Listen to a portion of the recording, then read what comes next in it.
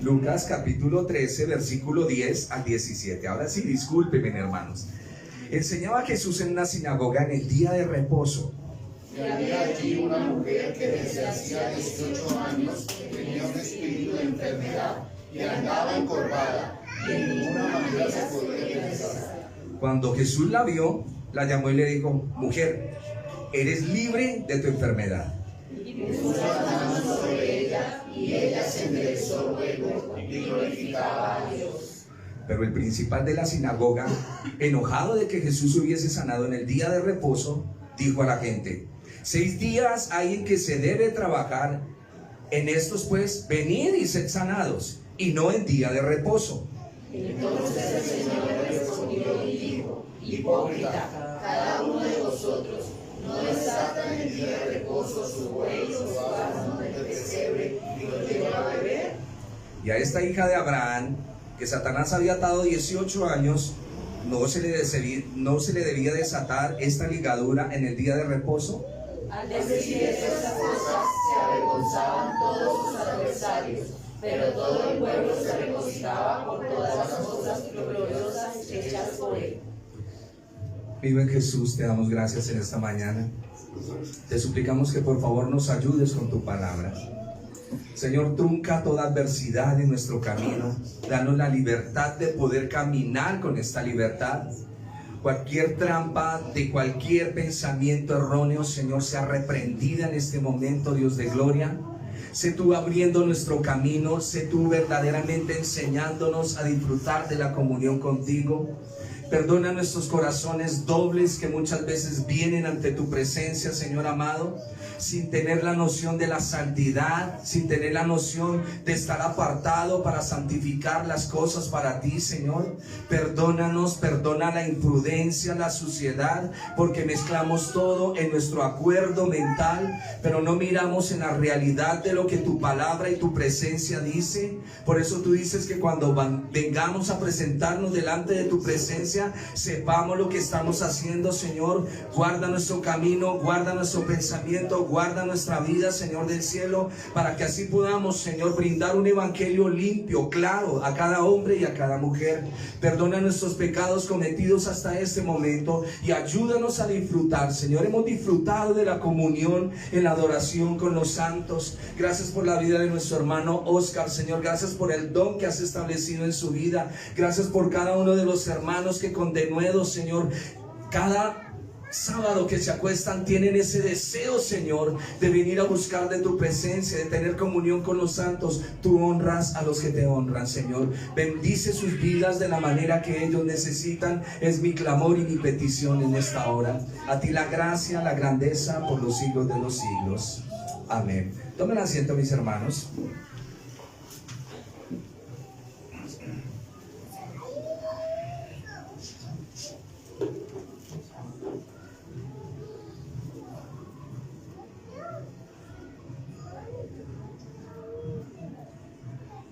Voy a hacer un recuento, así a grosso modo, para que entendamos nuestro contexto, para entender el por qué ciertas circunstancias. En nuestro capítulo lo primero que aparece es el número 18. Esta historia sigue los pasos de varios incidentes relacionados. Este incidente es el oponente de lo que estamos mirando. El oponente del Señor es el líder de la sinagoga, que es de la élite religiosa, ¿cierto? Lo acabamos de mirar. Pero en nuestro capítulo comienza en el versículo 1. En este tiempo estaban allí algunos que le contaban acerca de los galileos cuya sangre Pilato había mezclado con ellos y en los sacrificios de ellos. Hay unos galileos y Pilato va y los hace matar, y ellos están allá adorando en el templo y mezclan la sangre de estos galileos con la sangre de las ofrendas, y entonces le hacen la pregunta, pero la pregunta que le hacen más es como para ver qué respuesta tiene el Señor. Y respondiendo Jesús le dijo: ¿pensáis que estos galileos porque padecieron tales cosas eran más pecadores que todos los galileos? Os digo, no, antes si no os arrepentís, todos pereceréis igualmente. Entonces lo abordan con preguntas tratando de acusarle de acuerdo a sus respuestas. Y habló el Señor aquí en estos versículos de la necesidad del arrepentimiento, diciendo, versículo 4, y aquí viene otra vez lo que les estaba diciendo. Me toca tomar el contexto para decirles por qué el 18, en el muro que cae, y los 18 años de la mujer con esta joroba. O aquellos 18, versículo 4, sobre los cuales cayó la torre en Siloé y los mató, ¿pensáis que eran más culpables que todos los hombres que habitan en Jerusalén? Os digo, no. Antes, si no os arrepentís, todos pereceréis igualmente. Estamos aquí mirando el número 18. Estamos en un trasfondo pequeñito para entrar con el caso de la mujer. Y antes de eso va a dar una parábola. Pero el Señor dice, a menos que se arrepientan, todos perecerán. Ese es el contexto, porque no podemos perder de vista. Yo no puedo tomar esta circunstancia del Señor en la sinagoga sin tomar en cuenta lo que están hablando antes. Estamos con el número 18. Y el Señor dice en el verso 5, a menos que se arrepientan, perecerán. ¿Y por qué el Señor les da esa advertencia en ese momento? Porque ese es el mensaje del reino, ese es el mensaje del evangelio. Y no hay mayor desgracia que perder la vida sin haberse arrepentido para llegar a una verdadera conversión. Escúcheme. No hay mayor desgracia que perder la vida sin haberse arrepentido para llegar a una verdadera conversión. Podemos perder la vida en cualquier momento y no ser salvos y creer que yo soy salvo, como ocurre en el caso de los galileos y de los que les cae el muro. Luego el Señor va a dar una mirada al sacerdocio. Ya les completo esto en un pequeño resumen. Vamos a mirar. Dijo también una parábola. Tenía un hombre una higuera. ¿Recuerdan qué es la higuera? El sacerdocio. Plantada en su viña. ¿Cuál es la viña? El pueblo de Israel. Digo también una parábola. Tenía un hombre una higuera plantada en su viña y vino a buscar fruto en ella y no lo halló. Y dijo al viñador, he aquí hace 3 años que vengo a buscar fruto en esta higuera y no lo hallo. Córtala. ¿Para qué inutiliza también la tierra? Entonces respondió y le dijo, Señor, déjala todavía este año hasta que yo cabe alrededor de ella y la abone. Y si diere fruto, bien. ¿Y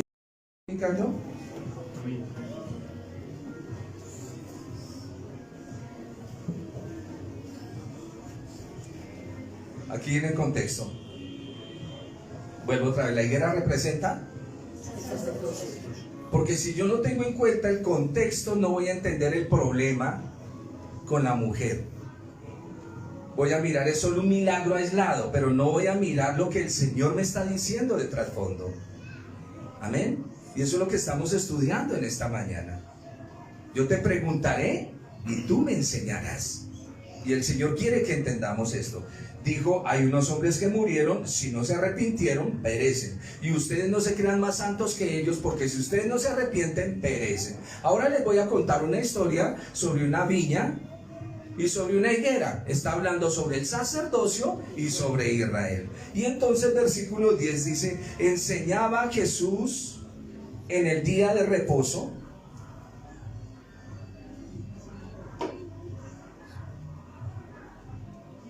Permítanme un segundo. Sí, permítanme, que es que el computador se me quedó quieto. Bueno, vamos aquí. Enseñaba Jesús en una sinagoga en el día de reposo. Esta es la última vez que vamos a ver al Señor aquí en una sinagoga.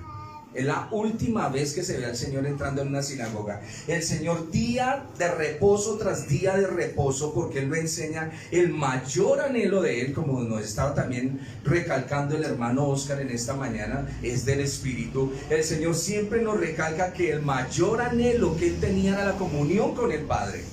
Y por eso cada día de reposo iba a las sinagogas. Él comienza su ministerio entrando en una sinagoga, Lucas capítulo 4, cuando le cita a Isaías. Y dice, el Espíritu del Señor está sobre mí, esta profecía se ha cumplido. No hemos tocado todavía ese versículo. Estamos mirando los milagros que el Señor hace. porque finalizando pues vamos a ver Lucas 4. Entonces el Señor entra a la sinagoga y comienza a enseñar, y dice, enseñaba Jesús en una sinagoga en el día de reposo. Algo que aprendemos del Señor es que Él es muy continuo en su adoración con el Señor. Cuando no estaba en la sinagoga, nos enseña la Biblia que Él permanecía orando. La ansiedad de su propia vida era la comunión con el Padre, y esto es muy importante entenderlo. Y dice que ahí en la sinagoga había una mujer, y vuelve otra vez, que desde hacía 18 años. A ver, voy a leerle lo que tengo aquí para no saltarme.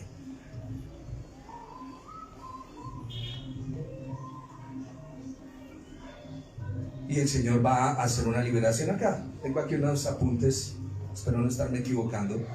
Cuando Jesús liberó a la mujer atada durante 18 años, mostró que Él mismo es la solución, recordando que es con arrepentimiento, como los 18 de Siloé, así todo mundo tiene que entrar. El Señor está hablando de arrepentimiento.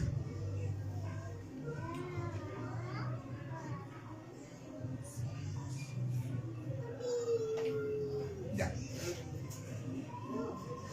Como les decía, es costumbre del Señor Jesús asistir a la adoración.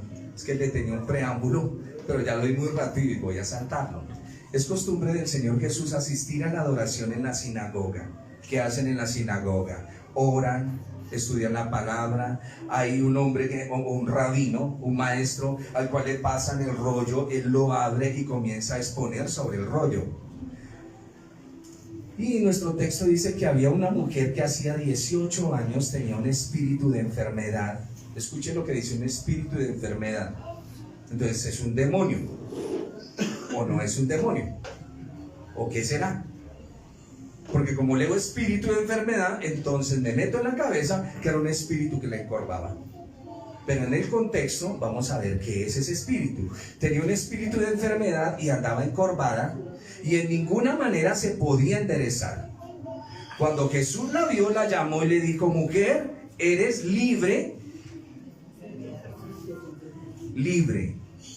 no sana, libre de su enfermedad. Y puso las manos sobre ella, y ella se enderezó y glorificaba a Dios. Muy a menudo al Señor lo invitaban a enseñar a las sinagogas. Las sinagogas, recuerden que es el corazón de la vida religiosa judía. Los que no pueden ir al templo en Jerusalén tienen una sinagoga en sus diferentes lugares. Perfecto, ahí es donde están los fariseos. Literalmente, según el texto, así, a lo literal, la mujer tiene un espíritu de debilidad, un espíritu de enfermedad. 18 años, casi la mitad de su vida. Pero es una mujer que va a la sinagoga. Ella está ya encorvada, pero está escuchando la palabra. Eso debe ser muy terrible, porque nunca se puede levantar la cara hacia Dios, siempre mirando lo terrenal. Pero ella va a la sinagoga. Así no pudiera entrar a la sinagoga y vaya a escuchar. Amén, perfecto. Mas ella buscaba respuestas. No podía entrar al templo. En la sinagoga sí la dejaban entrar, en el templo no. Y se ve obligada a pasar la vida mirando hacia el suelo en lugar de mirar hacia el cielo. Pero ella está con su oído como el ciego que vimos la clase pasada. Ella está con su oído, pero no puede levantar sus ojos, no puede mirar hacia el cielo. Está esclavizada mirando lo terrenal. Ya vamos a mirar el número 18. No se menciona que la mujer le haya dicho: Jesús, ayúdame. No se menciona la fe de la mujer. Es la iniciativa del Señor Jesús, es la autoridad del Señor Jesús, y llamémoslo así, la fe del Señor Jesús, lo que prepara el escenario para esta curación. Recuerden que cada día de reposo que el Señor hace un milagro es para enseñar algo. Siempre el Señor le dice: eres libre. La palabra libre proviene de la misma raíz, desatar o liberar. Esa palabra, eres libre, ya lo vamos a mirar acá, sino que nuestra versión pues la tiene casi igual. Cuando miramos otras versiones varían, desatar o liberar. Y él pone las manos sobre la mujer. ¿Qué representan las manos? Las obras. ¿Y si es Jesús son las obras?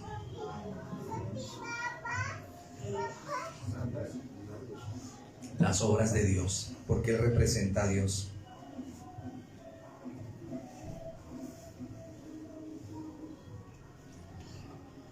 Puso las manos sobre ella y enderezó y luego glorificaba a Dios. Pero el principal de la sinagoga, enojado,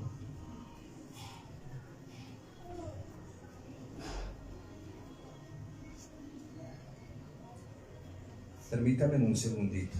Es que este computador me molesta, tenemos que tener paciencia.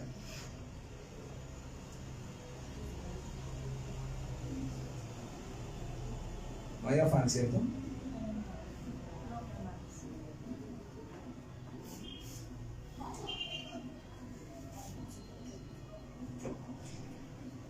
Ay, Señor bendito.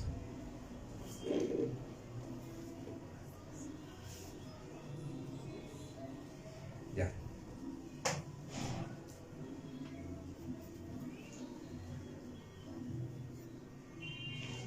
El número 18 en la escritura significa esclavitud y a la vez vida. El número 18 en la Biblia. La esclavitud en la que anda el hombre. Por eso es que cuando mueren los 18 en Siloé, el Señor les dice, si ellos se arrepintieran, son santos, van a pasar a la vida. Eso es lo que el Señor dice, pero él lo que está trazando aquí es el arrepentimiento. Ahora tenemos una mujer con 18 años, está esclavizada, pero va a pasar a tener vida nuevamente. Entonces el 18 en la escritura representa esclavitud, pero lo que mayor representa en la Biblia es vida. Es una vida nueva en el Señor. El Señor la desata. Miremos el versículo. El verso 12. Cuando Jesús la vio, la llamó y le dijo, mujer, eres libre de tu enfermedad. Y puso las manos sobre ella, que son las obras de Dios, y ella se enderezó y luego glorificaba a Dios. Pero el principal de la sinagoga, enojado de que Jesús hubiese sanado en el día de reposo, dijo a la gente, al Señor no le dice nada, y a la mujer tampoco, pero se dirige a la gente. 6 días hay en que deben trabajar, en estos pues venir y ser sanados, y no en día de reposo. No hagan esas cosas en sábado. Por tanto, tienen 6 días, ven en esos días y queda curado, y no en el día de reposo. El líder de la sinagoga no habla con el Señor, tampoco reprende a la mujer. Se dirige a la multitud tratando de avergonzar indirectamente al Señor. Esos hombres que sienten que tienen el poderío sobre los demás. Que yo me enseñoreo de ustedes y los voy a avergonzar a ustedes dos por lo que acaban de hacer. Ese espíritu que hay ahí. ¿Y qué es lo que tiene este líder de la sinagoga? Este líder de la sinagoga defiende un punto doctrinal que él tiene en su cabeza. Hay que respetar el día de reposo. Y lo que él dice es muy cierto, hay que respetar el día de reposo.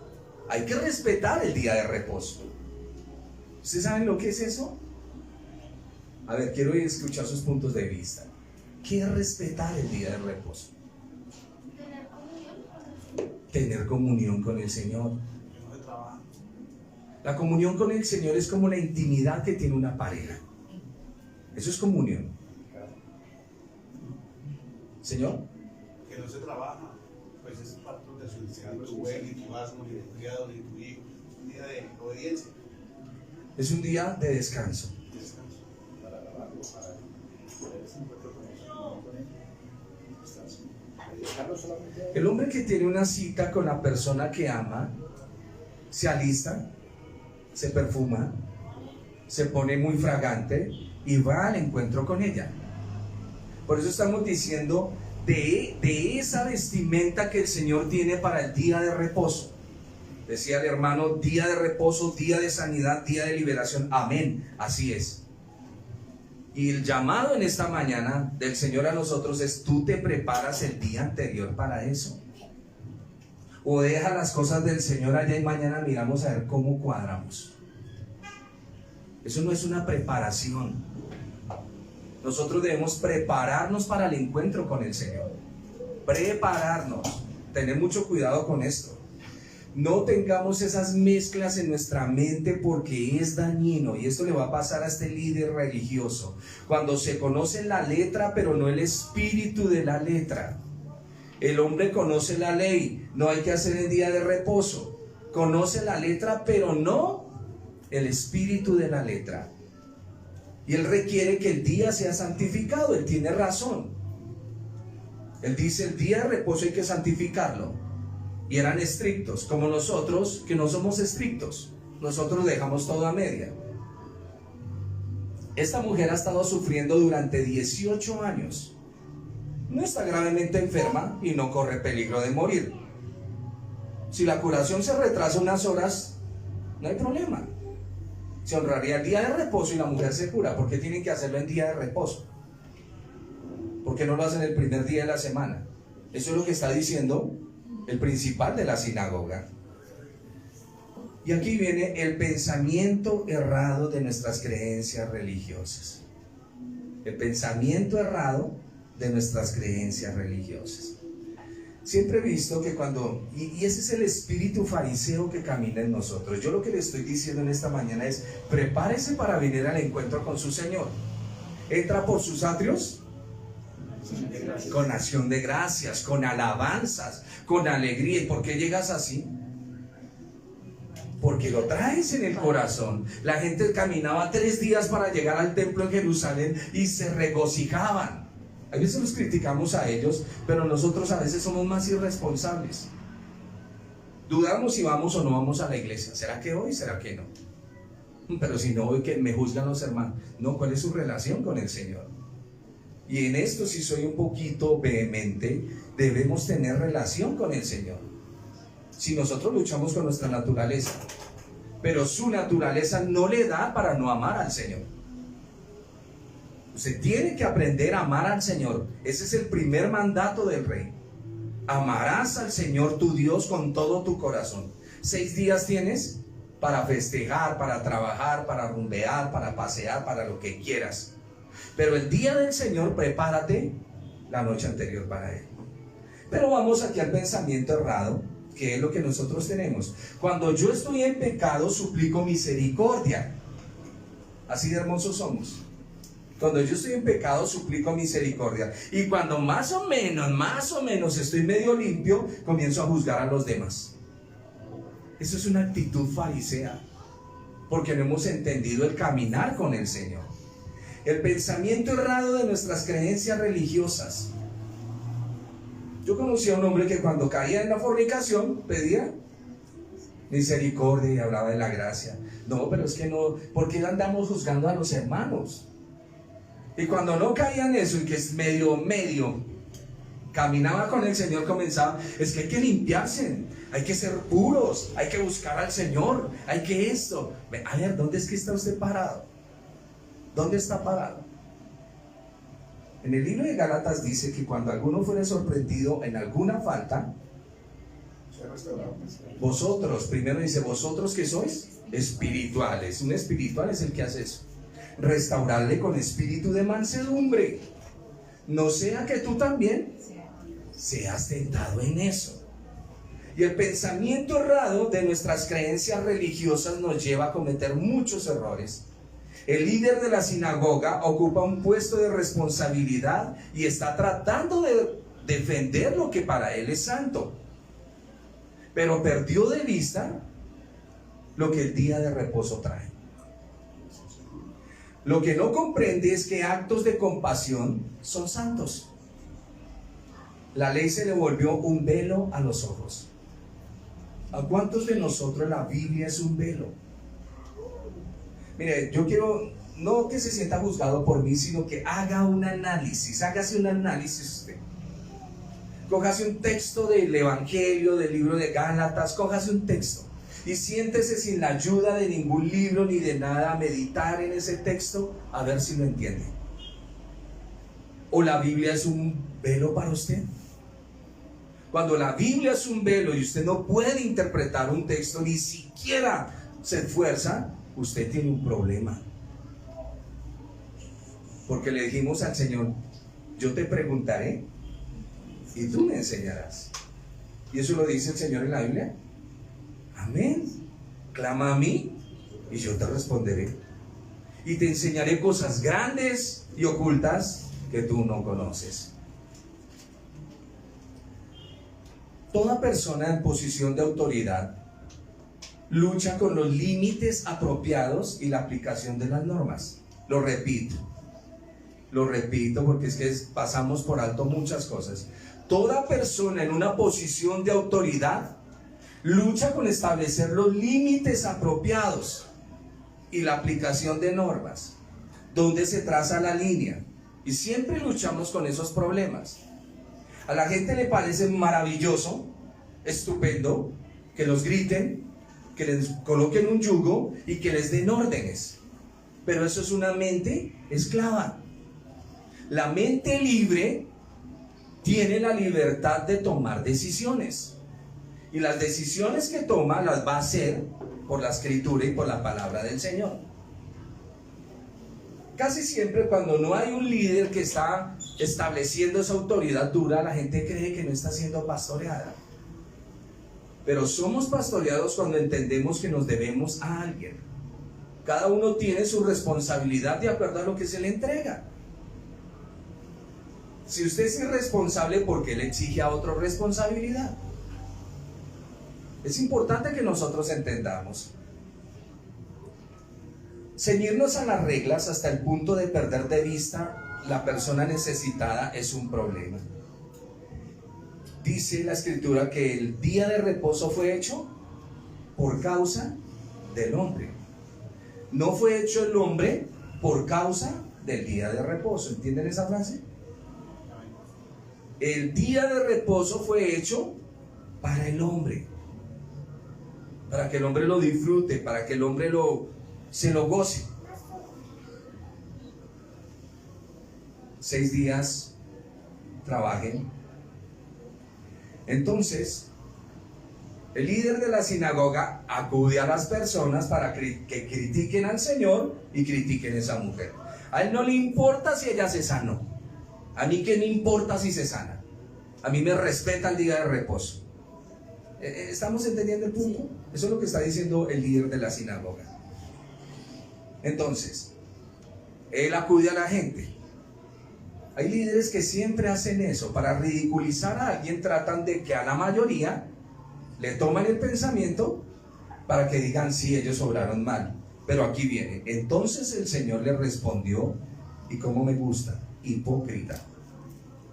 Cada uno de vosotros no desata, ojo con esto, desata en el día de reposo su buey o su asno del pesebre y lo lleva a beber.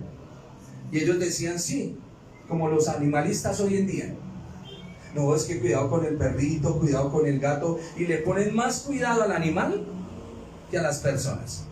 El animal ya tiene peluquero, manicurista, bueno, paticurista, ya tiene de todo eso, que su champú, que su comida, y les interesa más la vida del animal, y eso está pasando con ellos, que la vida de las personas.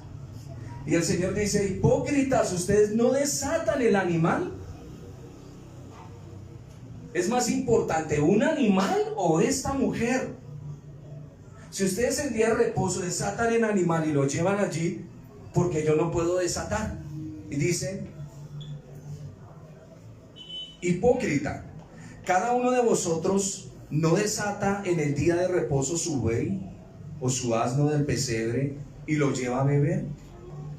Y a esta hija de Abraham que Satanás había atado 18 años, no se le debía desatar de esta ligadura en el día de reposo. Jesús le está hablando a este hombre y a los que comparten su mentalidad. Jesús responde directamente a él y a los de su clase.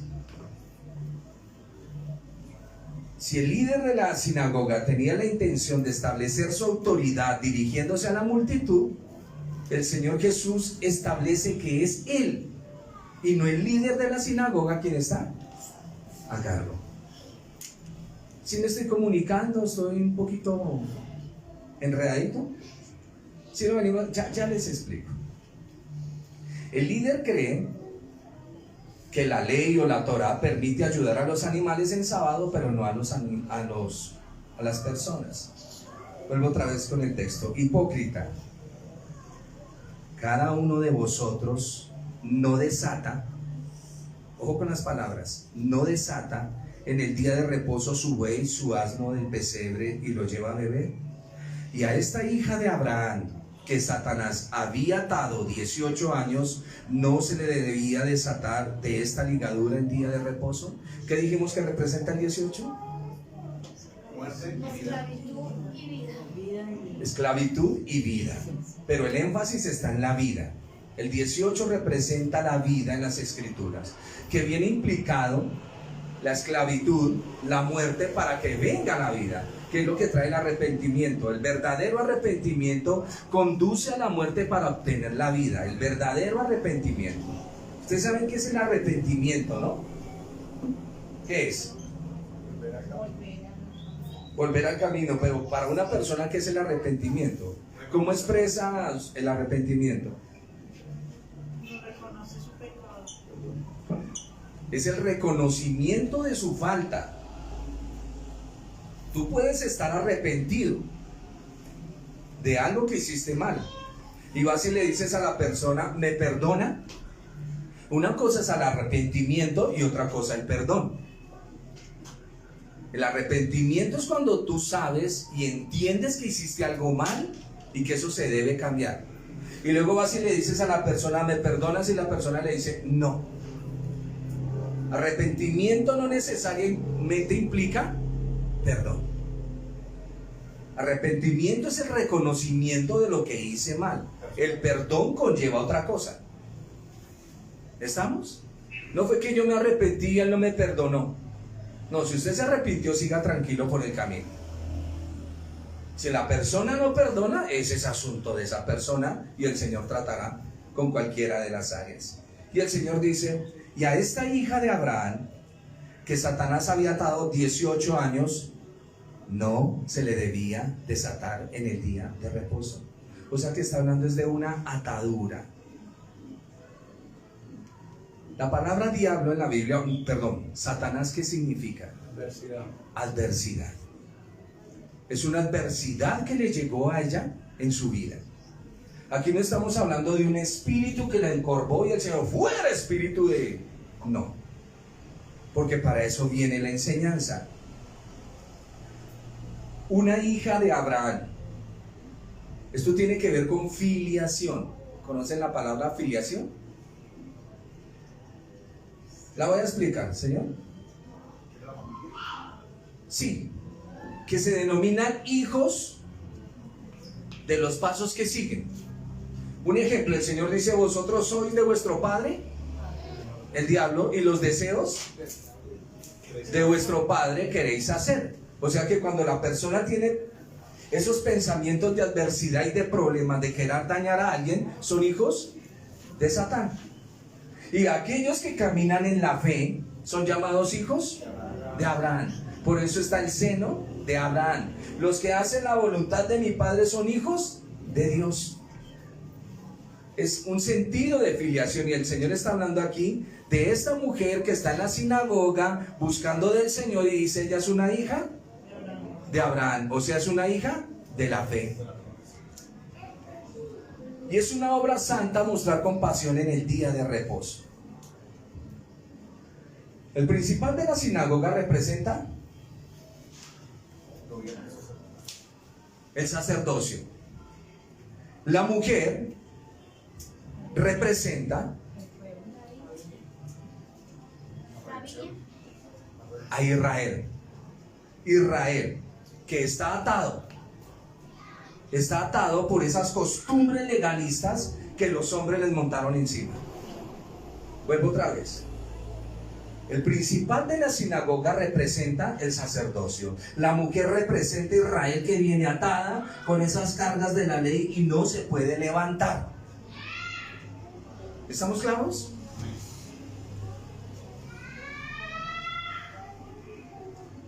Y el día del Señor, perdón, el día de reposo, el Señor trayendo claridad de la ley. ¿Me estoy comunicando?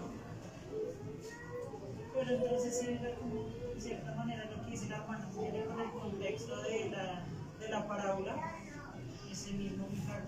Amén. Está el sacerdote, que es la higuera, Amén. la mujer, la viña del pueblo de Israel, lo que el Señor hace. El número 18, perfecto, lo entendieron rápido. El número 18, cuando habla del muro que les cae, el 18 está hablando de una esclavitud que pueden pasar a vida, pero primero tienen que arrepentirse. Luego en el sacerdocio lo pone ahí en la mitad el Señor para decir de esa viña, y la cual la higuera inutiliza. La higuera está dañando la viña, no está produciendo nada, y por eso viene en el contexto la mujer, que representa la viña, la mujer con la carga de la ley del sacerdocio, y lo tiene ahí esclavizado y no los deja avanzar. Esa es la enseñanza. La parte de desatar es porque es un milagro en el que, como el hermano dice, o sea, en todo dice Jesús, hijo de David, ten misericordia de mí, sí, así siempre. Sí, pero señora. acá llama Jesús a la mujer, es como los llamados que el Señor le hizo a su pueblo para que dejara la idolatría, para que dejara todas estas costumbres que venían como a dañarlos, porque eso no era el propósito cuando el Señor los rescató de Egipto. Amén, así es. Y el punto más importante aquí es cómo nosotros podemos estar cargando a los demás con doctrinas que no son de Dios. ¿Me están entendiendo el punto? Y cuando el Señor viene con la claridad de la Escritura, desata a las personas. Desatar es quitarle una carga, la carga que llevan encima. Es muy importante esto. No carguen a los demás con lo que ustedes creen. Si ustedes creen eso, cárguense en ustedes solitos. Lleven la carga. Pero yo quiero vivir mi vida a mi manera y cargar a los demás. Para mí lo que yo hago está muy bien. Pero ¿qué dice el Señor en la Escritura? Por eso el milagro lo podemos ver. No, si el Señor sanó a una mujer encorvada, pero hay un contexto. Y la mujer está hablándome de Israel. Yo bien pude haber comenzado desde la mujer e irme hasta el muro, pero me toca coger el contexto de acuerdo a lo que estoy mirando. La mujer es Israel, que está cargada dentro de una sinagoga, llevando la carga de la ley, porque el mismo hombre que está ahí no se regocija en que ella sea sanada, sino que se ofende porque se muestran las obras de Dios. Esa carga que lleva la mujer, la que la encorva, son las leyes de los hombres, no la dejan ser libres. Aunque ella anda buscando de Dios, no le dan claridad de la palabra en el Señor. Pero cuando viene el Señor, es cuando viene la formación y la transformación. Por eso decíamos que el número 18 en su realce lo que quiere decir es vida. Y el Señor vuelve a darle vida a esta mujer. Dice el versículo 16. Ya vamos a llegar al final. Y a esta hija de Abraham, que Satanás había atado 18 años, ¿no se le debía desatar esta ligadura en el día de reposo? Al decir estas cosas, se avergonzaban todos sus adversarios, pero todo el pueblo se regocijaba por las cosas gloriosas hechas por él. ¿Qué sucede en día de reposo? El pueblo verdadero del Señor se regocija. El fariseo critica y se ofende. El pueblo, Señor, Es libre. El día de reposo. toda la multitud se alegra. La multitud está formada por gente corriente que sabe lo que significa sufrir. Esperemos que cambie la niña.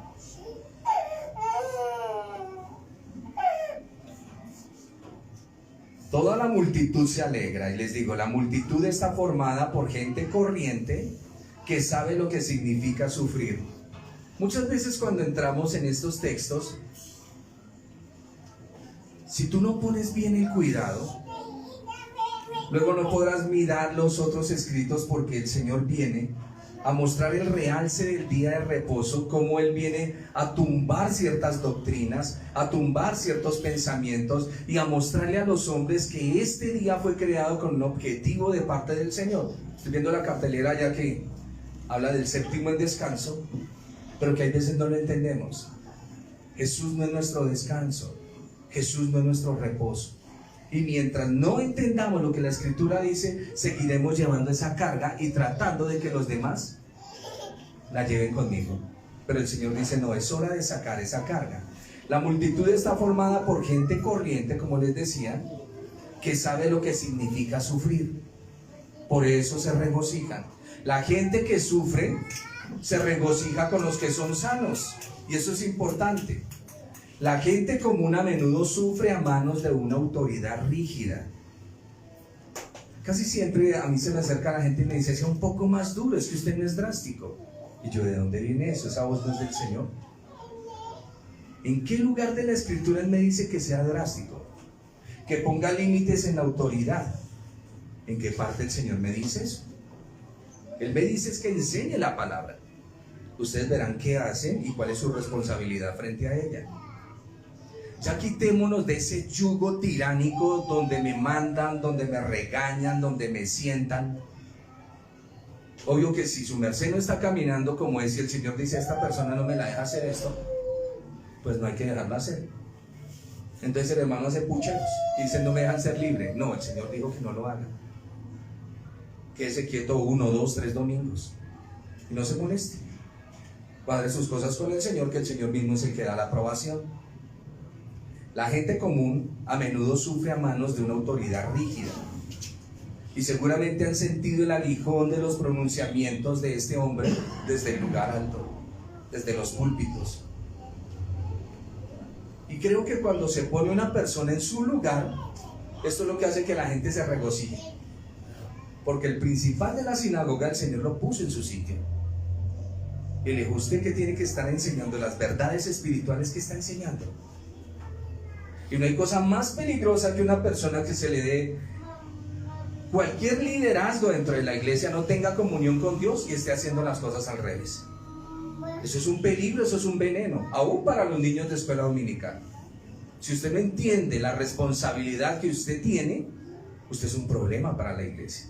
Es mejor que se haga a un lado y le dé lugar a los que verdaderamente quieren hacerlo. Hacerse a un lado no quiere decir que usted abandone la iglesia, sino que no tiene ese sentido de responsabilidad, no está levantando unos discípulos, no está levantando hombres y mujeres para el Señor. Hay gente que le encanta el puesto, pero no el servicio. Hay gente que no tiene comunión con Dios y nos paramos en situaciones de autoridad y tratamos de mandar y gobernar y de gritar, y el Señor no nos manda eso. Siempre la relación, y los que han caminado por la gracia saben que la relación con el Señor es de un amor, y cuando Él le tiene que llamar a uno la atención, se la llama, y si lo tiene que sentar, lo sienta, y si tiene uno que derramar sus lágrimas, las derrama.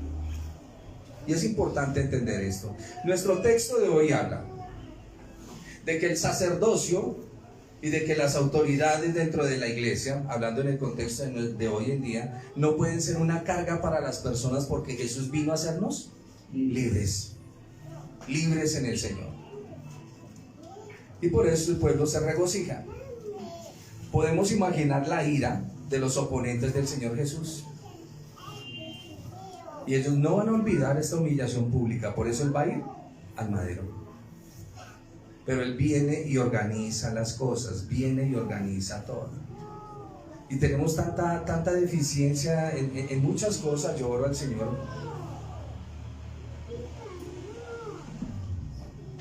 Estaba estos días hablando de eso con el Señor. Le dije, Señor, mira, habemos personas en la iglesia que quisiéramos tener una compañera.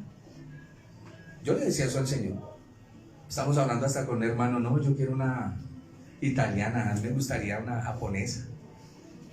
Sí, ¿a dónde voy con esto? Aquí hay personas que en lo oculto hacen sus maldades y en lo público le quieren poner carga a los demás. Y yo le decía al Señor, pues una compañera, pero se para alguien y dice, no, pero es que la palabra dice esto. ¿Desde qué ángulo me lo trazas? ¿Desde tu fidelidad o desde tu hipocresía? Y yo avanzo con el Señor estos días precisamente. Por eso sería que me vino esa lucha con esa niña. Por eso sería que se me vino esa lucha.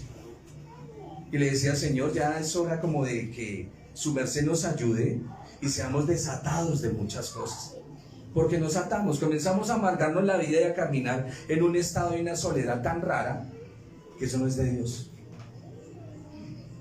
Piénselo como quiera, no estoy mandando un libertinaje.